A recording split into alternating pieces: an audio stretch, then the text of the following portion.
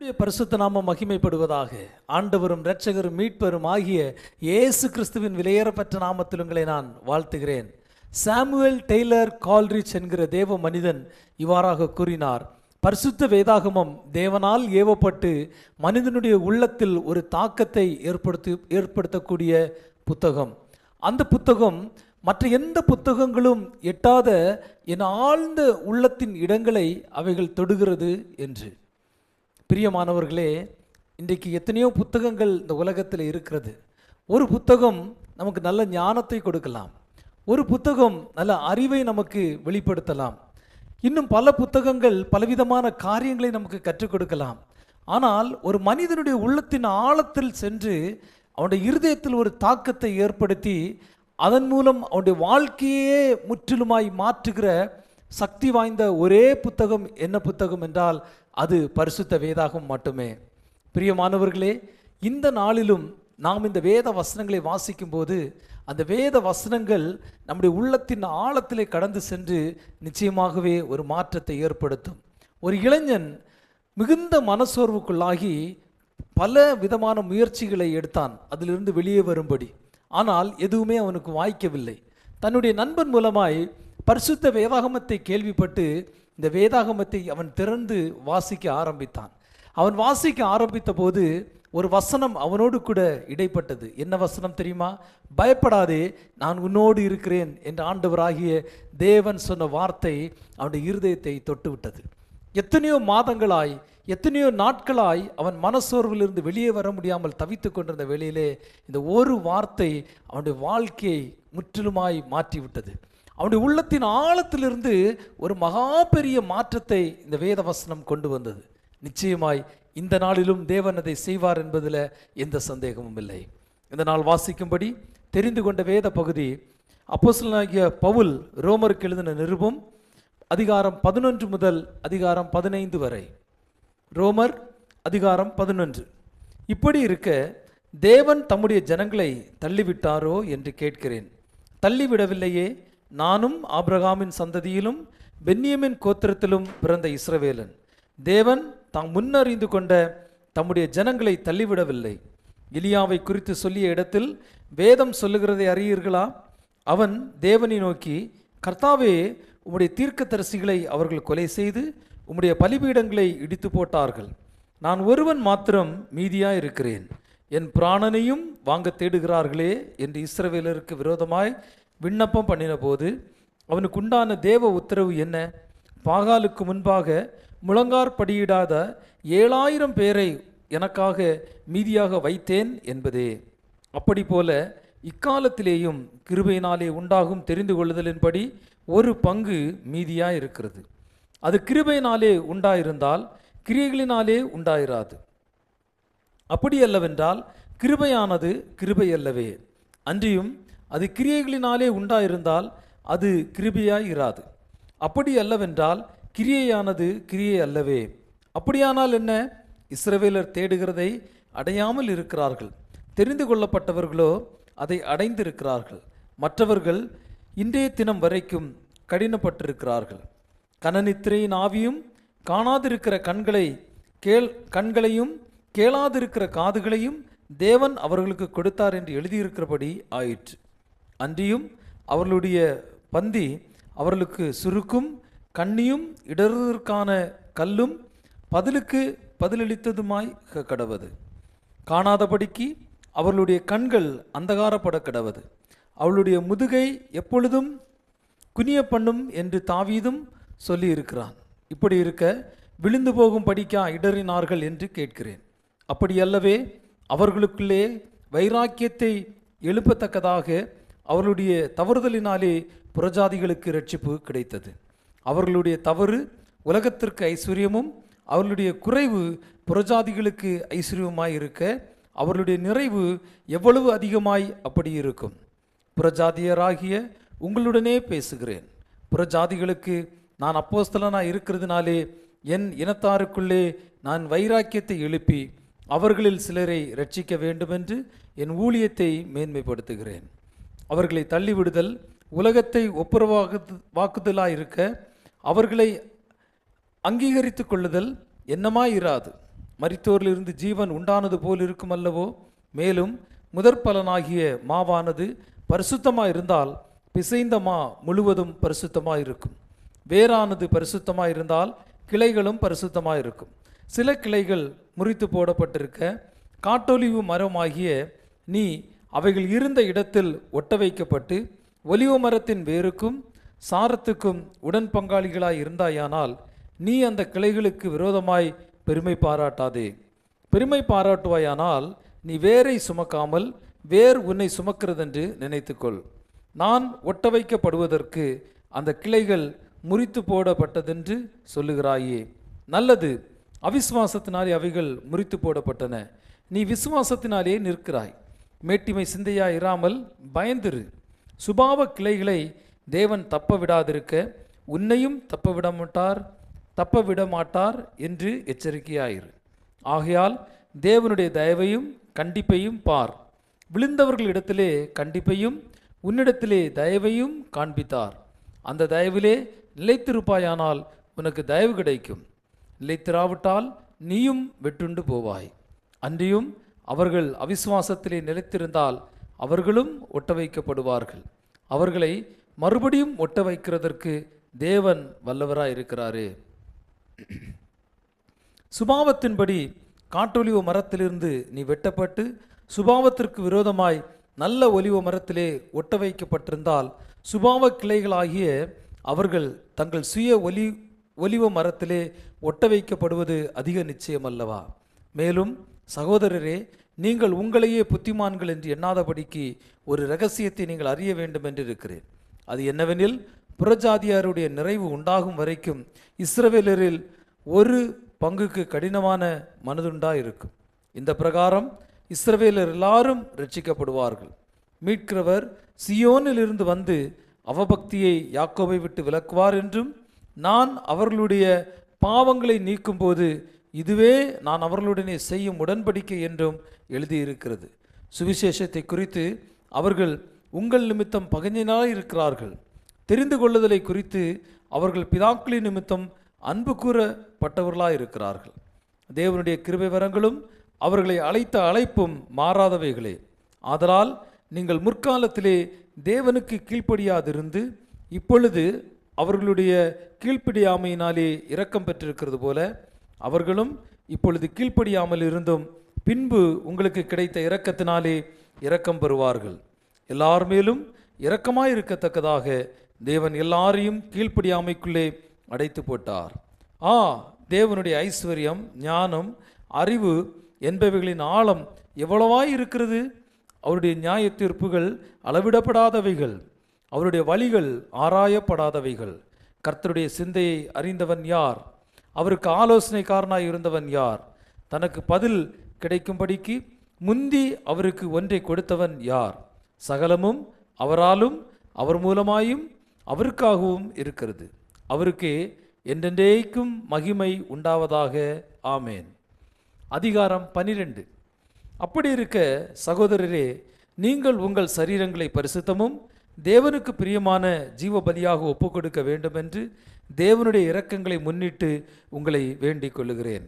இதுவே நீங்கள் செய்யத்தக்க புத்தியுள்ள ஆராதனை. நீங்கள் இந்த பிரபஞ்சத்திற்கு ஒத்த வேஷம் தெரியாமல் தேவனுடைய நன்மையும் பிரியமும் பரிபூர்ணமான சித்தம் இன்னதென்று பகுத்தறியத்தக்கதாக உங்கள் மனம் புதிதாகிறதுனாலே மறுரூபம் ஆகுங்கள். அல்லாமலும் எனக்கு அருளப்பட்ட கிருபையினாலே நான் சொல்லுகிறதாவது, உங்களில் எவனானாலும் தன்னை குறித்து எண்ண வேண்டியதற்கு மிஞ்சி எண்ணாமல் அவனவனுக்கு தேவன் பகிர்ந்த விசுவாச அளவின்படியே தெளிந்த எண்ணம் உள்ளவனாய் எண்ண வேண்டும். ஏனெனில் நமக்கு ஒரே சரீரத்தில் அநேக அவயவங்கள் இருந்தும் எல்லா அவயவங்களுக்கும் ஒரு தொழில் இராதது போல அநேகராகிய நாமும் கிறிஸ்துவுக்குள் ஒரே சரீரமாயிருக்க ஒருவருக்கொருவர் அவயவங்களாய் இருக்கிறோம். நமக்கு அருளப்பட்ட கிருபையின்படியே நாம் வெவ்வேறான வரங்கள் உள்ளவர்கள் ஆனபடியினாலே நம்மில் தீர்க்க தரிசனம் சொல்லுகிற வரத்தையுடையவன் விசுவாச பிரமாணத்திற்கு ஏற்றதாக சொல்ல கடவன். ஊழியம் செய்கிறவன் ஊழியத்திலும், போதிக்கிறவன் போதிக்கிறதிலும், புத்தி சொல்லுகிறதிலும் தரித்திருக்க கடவன். பகிர்ந்து கொடுக்கிறவன் வஞ்சனை இல்லாமல் கொடுக்க கடவன். முதலாளியானவன் ஜாக்கிரதையாயிருக்க கடவன். இரக்கம் செய்கிறவன் உற்சாகத்துடனே செய்ய கடவன். உங்கள் அன்பு மாயமற்றதாய் இருப்பதாக. தீமையை வெறுத்து நன்மையை பற்றி கொண்டிருங்கள். சகோதர சிநேகத்திலே ஒருவர் மேல் ஒருவர் பட்சமாயிருங்கள். கனம் பண்ணுகிறதிலே ஒருவருக்கொருவர் முந்திக் கொள்ளுங்கள். அசதியாயிராமல் ஜாக்கிரதையாயிருங்கள். ஆவியிலே அனலாயிருங்கள். கர்த்தருக்கு ஊழியம் செய்யுங்கள். நம்பிக்கையிலே சந்தோஷமாயிருங்கள். உபத்திரவத்திலே பொறுமையாயிருங்கள். ஜபத்திலே உறுதியாய் தரித்திருங்கள். பரிசுத்தவான்களுடைய குறைவில் அவர்களுக்கு உதவி செய்யுங்கள். அந்நியரை உபசரிக்க நாடுங்கள். உங்களை துன்பப்படுத்துகிறவர்களை ஆசீர்வதிங்கள். ஆசீர்வதிக்க வேண்டியதை அன்றி சபியாதிருங்கள். சந்தோஷப்படுகிறவர்களுடனே சந்தோஷப்படுங்கள். அழுகிறவர்களுடனே அழுங்கள். ஒருவரோடொருவர் ஏக சிந்தை உள்ளவர்களாயிருங்கள். மேட்டுமையானவைகளை சிந்தியாமல் தாழ்மையானவர்களுக்கு இணங்குங்கள். உங்களையே புத்திமான்கள் என்று எண்ணாதிருங்கள். ஒருவனுக்கும் தீமைக்கு தீமை செய்யாதிருங்கள். எல்லா மனுஷருக்கு முன்பாகவும் யோக்கியமானவைகளை செய்ய நாடுங்கள். கூடுமானால் உங்களால் ஆன மட்டும் எல்லா மனுஷரோடும் சமாதானமாயிருங்கள். பிரியமானவர்களே, பழி வாங்குதல் எனக்குரியது, நானே பதிர் செய்வேன் என்று கர்த்தர் சொல்லுகிறார் என்று எழுதியிருக்கிறபடியால் நீங்கள் பழிவாங்காமல் கோபாக்கினைக்கு இடம் கொடுங்கள். அன்றியும் உன் சத்துரு பசியாயிருந்தால் அவனுக்கு போஜனம் கொடு. அவன் தாகமாயிருந்தால் அவனுக்கு பானம் கொடு. நீ இப்படி செய்வதனால் அக்கினி தழலை அவன் தலையின் மேல் குவிப்பாய். நீ தீமையினாலே வெல்லப்படாமல் தீமையை நன்மையினாலே வெல்லு. அதிகாரம் 13. எந்த மனுஷனும் மேலான அதிகாரம் உள்ளவர்களுக்கு கீழ்ப்படிய கடவன். ஏனென்றால் தேவனாலே அன்றி ஒரு அதிகாரமும் இல்லை. உண்டாயிருக்கிற அதிகாரங்கள் தேவனாலே நியமிக்கப்பட்டிருக்கிறது. ஆதலால் அதிகாரத்திற்கு எதிர்த்து நிற்கிறவன் தேவனுடைய நியமத்திற்கு எதிர்த்து நிற்கிறான். அப்படி எதிர்த்து நிற்கிறவர்கள் தங்களுக்கு தாங்களே ஆக்கினையை வருவித்துக் கொள்ளுகிறார்கள். மேலும் அதிகாரிகள் நற்கிரியைகளுக்கல்ல துர்க்கிரியைகளுக்கே பயங்கரமாய் இருக்கிறார்கள். ஆகையால் நீ அதிகாரத்திற்கு பயப்படாதிருக்க வேண்டுமானால் நன்மை செய், அதனாலே உனக்கு புகழ்ச்சி உண்டாகும். உனக்கு நன்மை உண்டாகும் பொருட்டு அவன் தேவ ஊழியக்காரனாய் இருக்கிறான். நீ தீமை செய்தால் பயந்திரு, பட்டயத்தை அவன் விருதாவாய் பிடித்திருக்கவில்லை. தீமை செய்கிறவன் மேல் கோபாக்கினை வரப்பண்ணும்படி அவன் நீதியை செலுத்துகிற தேவ ஊழியக்காரனாய் இருக்கிறானே. ஆகையால் நீங்கள் கோபாக்கினை நிமித்தம் மாத்திரமல்ல, மனசாட்சி நிமித்தமும் கீழ்ப்படிய வேண்டும். இதற்காகவே நீங்கள் வரியையும் கொடுக்கிறீர்கள். அவர்கள் இந்த வேலையை பார்த்து வருகிற தேவ ஊழியக்காரராய் இருக்கிறார்களே. ஆகையால் யாவருக்கும் செலுத்த வேண்டிய கடமைகளை செலுத்துங்கள். எவனுக்கு வரியை செலுத்த வேண்டியதோ அவனுக்கு வரியையும், எவனுக்கு தீர்வையை செலுத்த வேண்டியதோ அவனுக்கு தீர்வையையும் செலுத்துங்கள். எவனுக்கு பயப்பட வேண்டியதோ அவனுக்கு பயப்படுங்கள். எவனை கனம் பண்ண வேண்டியதோ அவனை கனம் பண்ணுங்கள். ஒருவரிடத்தில் ஒருவர் அன்பு கூறுகிற கடனை அல்லாமல் மற்றொன்றிலும் ஒருவனுக்கும் கடன்படாதிருங்கள். பிறனிடத்தில் அன்பு கூறுகிறவன் நியாயப்பிரமாணத்தை நிறைவேற்றுகிறான். எப்படி என்றால், விபச்சாரம் செய்யாதிருப்பாயாக, கொலை செய்யாதிருப்பாயாக, களவு செய்யாதிருப்பாயாக, பொய் சாட்சி சொல்லாதிருப்பாயாக, இச்சியாதிருப்பாயாக என்கிற இந்த கற்பனைகளும் வேறே எந்த கற்பனையும் உன்னிடத்தில் நீ அன்பு கூறுகிறது போல பிறனிடத்திலும் அன்பு கூறுவாயாக என்கிற ஒரே வார்த்தையிலே தொகையாய் அடங்கியிருக்கிறது. அன்பானது பிறனுக்கு பொல்லாங்கு செய்யாது. ஆதலால் அன்பு நியாயப்பிரமாணத்தின் நிறைவேறுதலாய் இருக்கிறது. நித்திரையை விட்டு எழுந்திருக்கத்தக்கத வேலை ஆயிற்றென்று நாம் காலத்தை அறிந்தவர்களாய் இப்படி நடக்க வேண்டும். நாம் விசுவாசிகளான போது இரட்சிப்பு சமீபமாய் இருந்ததை பார்க்கலாம். இப்பொழுது அது நமக்கு அதிக சமீபமாய் இருக்கிறது. இரவு சென்று போயிற்று, பகல் சமீபமாயிற்று. ஆகையால் அந்தகாரத்தின் கிரியைகளை நாம் தள்ளிவிட்டு ஒளியின் ஆயுதங்களை தரித்து கொள்ள கடவோம்.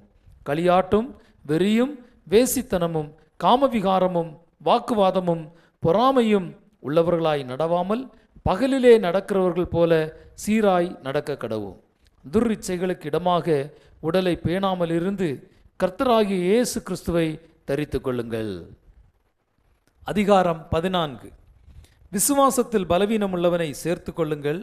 ஆனாலும் அவனுடைய மன ஐயங்களை குற்றமாய் நிர்ணயாமல் இருங்கள். ஒருவன் எந்த பதார்த்தத்தையும் புசிக்கலாம் என்று நம்புகிறான். பலவீனனோ மரக்கறிகளை மாத்திரம் புசிக்கிறான். புசிக்கிறவன் புசியாதிருக்கிறவனை அற்பமாய் எண்ணாதிருப்பானாக. புசியாதிருக்கிறவனும் புசிக்கிறவனை குற்றவாளியாக தீர்க்காதிருப்பானாக. தேவன் அவனை ஏற்றுக்கொண்டாரே. மற்றொருவனுடைய வேலைக்காரனை குற்றவாளியாக தீர்க்கிறதற்கு நீ யார்? அவன் நின்றாலும் விழுந்தாலும் அவனுடைய எஜமானுக்கே அவன் உத்தரவாதி. அவன் நிலைநிறுத்தப்படுவான். தேவன் அவனை நிலைநிறுத்த வல்லவராய் இருக்கிறாரே. அன்றியும் ஒருவன் ஒரு நாளை மற்றொரு நாளிலும் விசேஷமாக எண்ணுகிறான், வேறொருவன் எல்லா நாட்களையும் சரியாக எண்ணுகிறான். அவனவன் தன் தன் மனதிலே முழு நிச்சயத்தை உடையவனாய் இருக்க கடவன். நாட்களை விசேஷித்துக் கொள்ளுகிறவன் கர்த்தருக்கென்று விசேஷித்துக் கொள்ளுகிறான். நாட்களை விசேஷித்துக் கொள்ளாதவனும் கர்த்தருக்கென்று விசேஷித்துக் கொள்ளாதிருக்கிறான். புசிக்கிறவன் தேவனுக்கு ஸ்தோத்திரம் செலுத்துகிறபடியால் கர்த்தருக்கென்று புசிக்கிறான். புசியாதிருக்கிறவனும் கர்த்தருக்கென்று புசியாதிருந்து தேவனுக்கு ஸ்தோத்திரம் செலுத்துகிறான். நம்மில் ஒருவனும் தனக்கென்று பிழைக்கிறதுமில்லை, ஒருவனும் தனக்கென்று மரிக்கிறதுமில்லை. நாம் பிழைத்தாலும் கர்த்தருக்கென்று பிழைக்கிறோம், நாம் மரித்தாலும் கர்த்தருக்கென்று மரிக்கிறோம். ஆகையால் பிழைத்தாலும் மரித்தாலும் நாம் கர்த்தருடையவர்களாய் இருக்கிறோம். கிறிஸ்துவும் மரித்தோர் மேலும் ஜீவனுள்ளோர் மேலும் ஆண்டவராய் இருக்கும் பொருட்டு மரித்தும் எழுந்தும் பிழைத்தும் இருக்கிறார். இப்படி இருக்க நீ உன் சகோதரனை குற்றவாளி என்று தீர்க்கிறது என்ன? நீ உன் சகோதரனை அற்பமாய் எண்ணுகிறது என்ன? நாம் எல்லாரும் கிறிஸ்துவனுடைய நியாயாசனத்திற்கு முன்பாக நிற்போமே. அந்தபடி முழங்கால் யாவும் எனக்கு முன்பாக முடங்கும், நாவு யாவும் தேவனை அறிக்கை பண்ணும் என்று என் ஜீவனை கொண்டு உரைக்கிறேன் என்பதாய் கர்த்தர் சொல்லுகிறார் என்று எழுதியிருக்கிறது. ஆதலால் நம்மில் ஒவ்வொருவனும் தன்னை குறித்து தேவனுக்கு கணக்கு ஒப்புவிப்பான். இப்படி இருக்க நாம் இனிமேல் ஒருவரையொருவர் குற்றவாளிகள் என்று தீர்க்காதிருப்போமாக. ஒருவனும் தன் சகோதரனுக்கு முன்பாக தடுக்கலையும் இடரலையும் போடலாகாதென்று தீர்மானித்து கொள்ளுங்கள். ஒரு பொருளும் தன்னிலே தீட்டுள்ளதல்லவென்று கர்த்தராகிய இயேசுவுக்குள் அறிந்து நிச்சயித்திருக்கிறேன். ஒரு பொருளை தீட்டுள்ளதென்று எண்ணிக்கொள்ளுகிறவனவனோ அவனுக்கு அது தீட்டுள்ளதாயிருக்கும். போஜனத்தினாலே உன் சகோதரனுக்கு விசனம் உண்டாக்கினால் நீ அன்பாய் நடக்கிறவன் அல்ல. அவனை உன் போஜனத்தினாலே கெடுக்காதே. கிறிஸ்து அவனுக்காக மரித்தாரே. உங்கள் நன்மை தூஷிக்கப்பட இடம் கொடாதிருங்கள். தேவனுடைய ராஜ்யம் புசிப்பும் குடிப்பும் அல்ல, அது நீதியும் சமாதானமும் பரிசுத்த ஆவியினால் உண்டாகும் சந்தோஷவுமாய் இருக்கிறது. இவைகளிலே கிறிஸ்துவுக்கு ஊழியம் செய்கிறவன் தேவனுக்கு பிரியனும் மனுஷரால் அங்கீகரிக்கப்பட்டவனுமாய் இருக்கிறான். ஆனபடியால் சமாதானத்துக்கு அடுத்தவைகளையும் அந்யோன்ய பக்தி விருத்தி உண்டாக்கத்தக்கவைகளையும் நாடக்கடவும். போஜனத்து நிமித்தம் தேவனுடைய கிரியையை அழித்து போடாதே. எந்த பதார்த்தமும் சுத்தமுள்ளது தான், ஆனாலும் இடரல் உண்டாக புசிக்கிறவனுக்கு அது தீமையாயிருக்கும். மாம்சம் புசிக்கிறதும் மதுபானம் பண்ணுகிறதும் மற்றெதையாகிலும் செய்கிறதும் உன் சகோதரன் இடறுகிறதற்காவது தவறுகிறதற்காவது பலவீனப்படுகிறதற்காவது ஏதுவாயிருந்தால் அவைகளில் ஒன்றையும் செய்யாமல் இருப்பதே நன்மையாயிருக்கும். உனக்கு விசுவாசம் இருந்தால் அது தேவனுக்கு முன்பாக உன்மட்டும் இருக்கட்டும். நல்லதென்று நிச்சயித்த காரியத்தில் தன்னை குற்றவாளி ஆக்காதவன் பாக்கியவான். ஒருவன் சமுசயப்படுகிறவனாய் புசித்தால் அவன் விசுவாசம் இல்லாமல் புசிக்கிறபடியினால் ஆக்கினைக்குள்ளாக தீர்க்கப்படுகிறான். விசுவாசத்தினாலே வராத யாவும் பாவமே. அதிகாரம் 15. அன்றியும் பலமுள்ளவர்களாகிய நாம் நமக்கே பிரியமாய் நடவாமல் பலவீனருடைய பலவீனங்களை தாங்க வேண்டும். நம்மில் ஒவ்வொருவனும் பிறனுடைய பக்தி விருத்திக்கு ஏதுவான நன்மை உண்டாகும்படி அவனுக்கு பிரியமாய் நடக்க கடவன். கிறிஸ்துவும் நமக்கே பிரியமாய் நடவாமல் உம்மை நிந்திக்கிறவர்களுடைய நிந்தைகள் என்மேல் விழுந்தது என்று எழுதியிருக்கிறபடியே நடந்தார். தேவ வசனத்தினால் உண்டாகும் பொறுமையினாலும் ஆறுதலினாலும் நாம் நம்பிக்கை உள்ளவர்கள் ஆகும்படிக்கு முன்பு எழுதியிருக்கவைகளெல்லாம் நமக்கு போதனையாக எழுதியிருக்கிறது. நீங்கள் ஒருமனப்பட்டு நம்முடைய கர்த்தராகிய இயேசு கிறிஸ்துவின் பிதாவாகிய தேவனை ஒரே வாயினால் மகிமைப்படுத்தும்படிக்கு பொறுமையையும் ஆறுதலையும் அளிக்கும் தேவன் கிறிஸ்து இயேசுவினுடைய மாதிரியின்படியே நீங்கள் ஏக சிந்தை உள்ளவர்களாய் இருக்கும்படி உங்களுக்கு அனுக்கிரகம் செய்வாராக. ஆதலால் தேவனுக்கு மகிமை உண்டாக கிறிஸ்து நம்மை ஏற்றுக்கொண்டது போல நீங்களும் ஒருவரை ஒருவர் ஏற்றுக்கொள்ளுங்கள். மேலும் பிதாக்களுக்கு பண்ணப்பட்ட வாக்குத்தத்தங்களை உறுதியாக்கும்படிக்கு தேவனுடைய சத்தியத்து நிமித்தம் இயேசு கிறிஸ்து விருத்த சேதனம் உள்ளவர்களுக்கு ஊழியக்காரர் என்றும் புறஜாதியாரும் இரக்கம் பெற்றது நிமித்தம் தேவனை மகிமைப்படுத்துகிறார்கள் என்றும் சொல்லுகிறேன். அந்தபடி இது நிமித்தம் நான் புறஜாதிகளுக்குள்ளே உம்மை அறிக்கை பண்ணி உம்முடைய நாமத்தை சொல்லி சங்கீதம் பாடுவேன் என்று எழுதியிருக்கிறது. மேலும் புறஜாதிகளே, அவருடைய ஜனங்களோடு கூட களிகூறுங்கள் என்கிறார். மேலும் புறஜாதிகளே, எல்லோரும் கர்த்தரை துதியுங்கள், ஜனங்களே எல்லோரும் அவரை புகழுங்கள் என்றும் சொல்லுகிறார். மேலும் ஈசாயின் வேரும் புறஜாதியரை ஆளும்படிக்கு எழும்புகிறவரும் ஆகிய ஒருவர் தோன்றுவார், அவரிடத்தில் புறஜாதியார் நம்பிக்கை வைப்பார்கள் என்று ஏசாயா சொல்லுகிறான். பரிசுத்த ஆவியின் பலத்தினாலே உங்களுக்கு நம்பிக்கை பெருகும்படிக்கு நம்பிக்கையின் தேவன் விசுவாசத்தினால் உண்டாகும் எல்லாவித சந்தோஷத்தினாலும் சமாதானத்தினாலும் உங்களை நிரப்புவாராக. என் சகோதரரே, நீங்கள் நற்குணத்தினால் நிறைந்தவர்களும் சகல அறிவினாலும் நிரப்பப்பட்டவர்களும் ஒருவருக்கொருவர் புத்தி சொல்ல வல்லவர்களுமாய் இருக்கிறீர்கள் என்று நானும் உங்களை குறித்து நிச்சயித்திருக்கிறேன். அப்படி இருந்தும் சகோதரரே, புறஜாதியராகிய பலி பரிசுத்த ஆவியினாலே பரிசுத்தமாக்கப்பட்டு தேவனுக்கு பிரியமான பலியாகும்படிக்கு நான் தேவனுடைய சுவிசேஷ ஊழியத்தை நடத்தும் ஆசாரியனாய் இருந்து புறஜாதிகளுக்கு இயேசு கிறிஸ்துவனுடைய ஊழியக்காரன் ஆகும் பொருட்டு தேவன் எனக்கு அளித்த கிருபையினாலே உங்களுக்கு ஞாபகப்படுத்தும்படிக்கு இவைகளை நான் அதிக தைரியமாய் எழுதினேன். ஆதலால் நான் தேவனுக்குரியவைகளை குறித்து இயேசு கிறிஸ்துவை கொண்டு மேன்மை பாராட்ட எனக்கு இடமுண்டு. புறஜாதியாரை வார்த்தையினாலும் செய்கையினாலும் கீழ்ப்படிய பண்ணும்படிக்கு அற்புத அடையாளங்களின் பலத்தினாலும் தேவ ஆவியின் பலத்தினாலும் கிறிஸ்துவானவர் என்னை கொண்டு நடப்பித்தவைகளை சொல்வதும் அல்லாமல் வேறொன்றையும் சொல்ல நான் துணிவதில்லை. இப்படி எருசலேம் துவக்கி சுற்றிலும் இல்லிரிக்கும் தேசம் வரைக்கும் கிறிஸ்துவின் சுவிசேஷத்தை பூரணமாய் பிரசங்கித்திருக்கிறேன். மேலும் அவருடைய செய்தியை அறியாதிருந்தவர்கள் காண்பார்கள் என்றும் கேள்விப்படாதிருந்தவர்கள் உணர்ந்து கொள்வார்கள் என்றும் எழுதியிருக்கிறபடியே நான் மற்றொருவனுடைய அஸ்திபாரத்தின் மேல் கட்டாதபடிக்கு கிறிஸ்துவனுடைய நாமம் சொல்லப்பட்டிராத இடங்களில் சுவிசேஷத்தை அறிவிக்கும்படி நாடுகிறேன். உங்களிடத்தில் வருகிறதற்கு இதனாலே அநேகம் தரம் தடைப்பட்டேன்.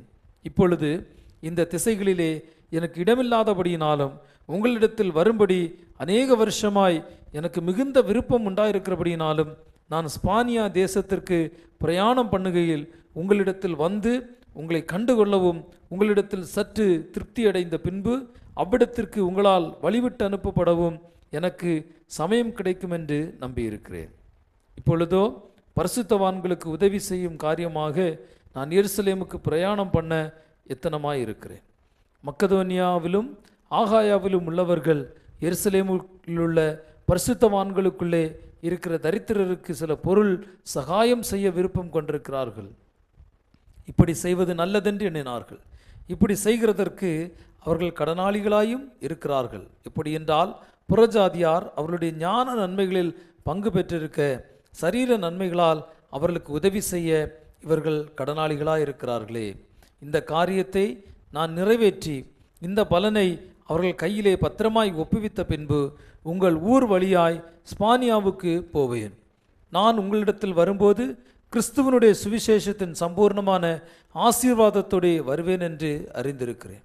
மேலும் சகோதரரே, தேவ சித்தத்தினாலே நான் சந்தோஷத்துடனே உங்களிடத்தில் வந்து உங்களோடு இளைப்பாறும்படியாக யூதேயாவில் இருக்கிற அவிசுவாசிகளுக்கு நான் தப்பிவிக்கப்படும்படிக்கும் நான் எருசலேமில் உள்ள பரிசுத்தவான்களுக்கு செய்ய போகிற தர்ம சகாயம் அவர்களால் அங்கீகரிக்கப்படும்படிக்கும் நீங்கள் தேவனை நோக்கி செய்யும் ஜெபங்களில் நான் போராடுவது போல நீங்களும் என்னோட கூட போராட வேண்டும் என்று நம்முடைய கர்த்தராகிய இயேசு கிறிஸ்துவின் நிமித்தம் ஆவியானவருடைய அன்பின் நிமித்தமும் உங்களை வேண்டிக் கொள்கிறேன். சமாதானத்தின் தேவன் உங்கள் அனைவரோடும் கூட இருப்பாராக. ஆமேன். இத்துடன் இந்த நாள் வாசிக்க வேண்டிய வேத வசனம் வாசித்து நிறைவடைந்து விட்டது. மீண்டும் உங்களை அடுத்த நிகழ்ச்சி நான் சந்திக்கிறேன். சந்திக்கும் வரை தேவனுடைய கிருபை உங்கள் அனைவரோடும் கூட இருப்பதாக. God bless you.